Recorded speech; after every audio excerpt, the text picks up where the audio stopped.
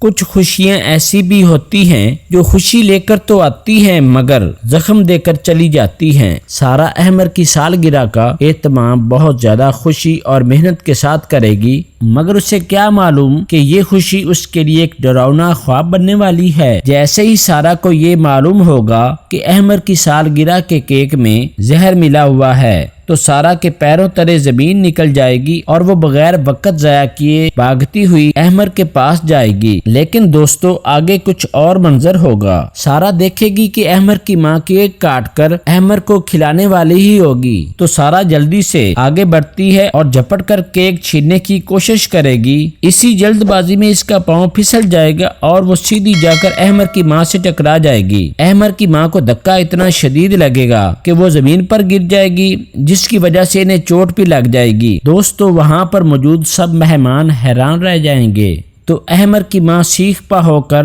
سارہ کے والدین سے کہے گی کہ یہ لڑکی پاگل ہو گئی ہے، آپ کو اس کا علاج کروانا چاہیے۔ ادھر سارہ کی ماں اپنی بیٹی کی تذلیل برداشت نہیں کر پائے گی، وہ بھی غصے میں جواب دے گی میری بیٹی پاگل نہیں ہے اور آپ بار بار میری بیٹی کو پاگل پاگل کہنا بند کریں، آپ بات کرنے کا سلیقہ سیکھیں۔ مگر احمر کی ماں کا رویہ مزید سخت ہوتا جائے گا، اب وہ سارہ کو اپنے گھر میں مزید برداشت نہیں کر پائے گی۔ دوستو اس کے بعد احمر بھی سارہ سے کہے گا سارہ مجھے لگتا ہے ہم سب کے لیے یہی بہتر ہوگا کہ تم کچھ دن کے لیے اپنے ماں باپ کے ساتھ رہو۔ احمر کی یہ بات سن کر سارہ جذباتی ہو جائے گی، مگر وہ خاموشی سے سر ہلا دے گی اور دل پر پتھر رکھ کر اپنے والدین کے گھر واپس چلی جائے گی۔ یہ لمحہ سارہ کے لیے بہت تکلیف دہ ہوگا۔ ادھر جب سارہ اپنے ماں باپ کے گھر واپس چلی جائے گی تو اس کا باپ اس سے کہے گا کہ بیٹا اگر تم صبر اور تحمل کے ساتھ ساری صورتحال کو اینالائز کرتی تو شاید ایسی نوبت ہی نہ آتی۔ اس کے بعد سائم صابرہ کو کال کر کے کہے گا تم تو کہتی تھی کہ سارہ بہت بہادر ہو گئی ہے، ڈرتی نہیں اب کسی سے،